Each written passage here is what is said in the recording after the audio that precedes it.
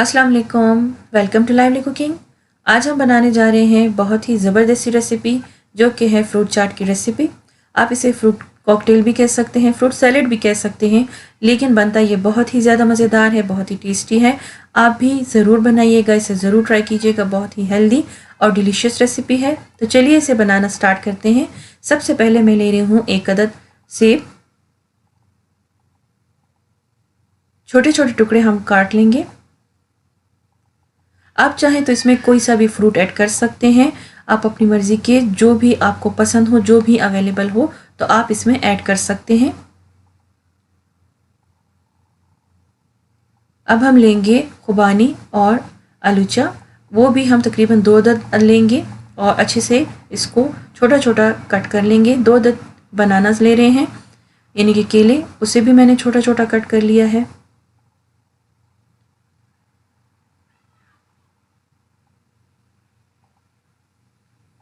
Strawberries में ले रही हूँ तकरीबन 5-6 अदद और इसे भी हम कट कर लेंगे।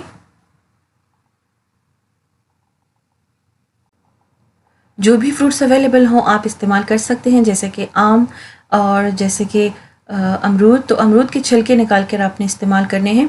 बाकी यहाँ पर मैंने लिए हैं अनार और आधा अनार मैंने इस्तेमाल किया है। आधे अनार के मैंने ये सीड्स निकाल लिए हैं। और साथ में मैं इस्तेमाल कर रही हूँ 2 अदद ऑरेंजेस और ग्रीन और ब्लैक ग्रेप्स इस्तेमाल कर रही हूँ। तो अगर ऑरेंजेस ना हो तो आप इसे स्किप कर सकते हैं। आप इसके बजाय टैंग का इस्तेमाल भी कर सकते हैं। मैं दोनों का इस्तेमाल कर रही हूँ। मैं ऑरेंज जूस का इस्तेमाल भी करूँगी और ऑरेंज टैंग का भी इस्तेमाल करूँगी। लेकिन अगर आप ऑरेंज जूस स्किप करना चाहते हैं आप स्किप कर सकते हैं। 3 खाने के चम्मच मैंने इसमें ऑरेंज टैंग का इस्तेमाल किया है और 1 खाने का चम्मच भर के मैं इसमें चीनी का इस्तेमाल करूँगी। अब इन सारी चीज़ों को अच्छी तरह से हम मिक्स कर लेंगे और मिक्स करने के बाद हम इसमें 1 गिलास ठंडा पानी शामिल करेंगे। इसे भी हम अच्छी तरह से मिक्स कर लेंगे। अगर आप चाहते हैं कि आप इसे चटपटा बनाएं तो आप इसमें थोड़ा सा चाट मसाला भी ऐड कर सकते हैं, लेकिन पर्सनली हमारे घर में पसंद नहीं किया जाता, इसलिए मैं इसमें चाट मसाला ऐड नहीं कर रही। बस अब हम टैंग के मिक्सचर में ये सारे फ्रूट्स ऐड करेंगे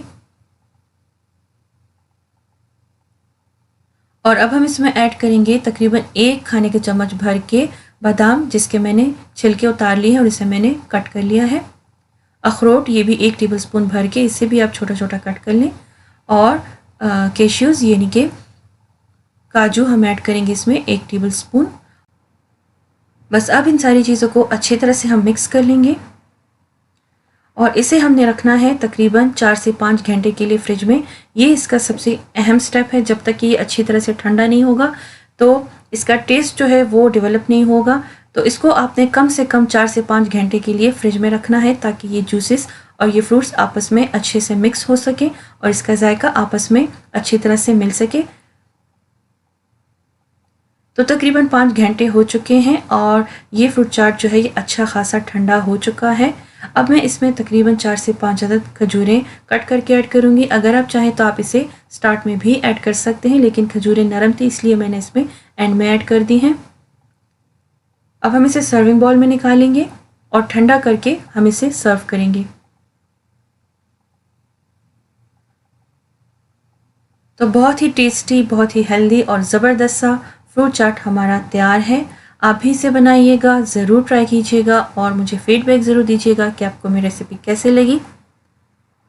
अगर आपको मेरी ये रेसिपी अच्छी लगे तो इसे थम्स अप दीजिएगा और शेयर कीजिएगा अपने फ्रेंड्स एंड फैमिली के साथ। और अगर आपने अभी तक मेरे चैनल को सब्सक्राइब नहीं किया तो मज़ीद टेस्टी, डिलीशियस और इजी रेसिपी सीखने के लिए मेरे चैनल को ज़रूर सब्सक्राइब करें। मिलती हूँ नेक्स्ट वीडियो में नेक्स्ट रेसिपी के साथ। तब तक के लिए मुझे इजाज़त दीजिए। दुआओं में याद रखिएगा। Thank you for watching. Take care. अल्लाह हाफिज़।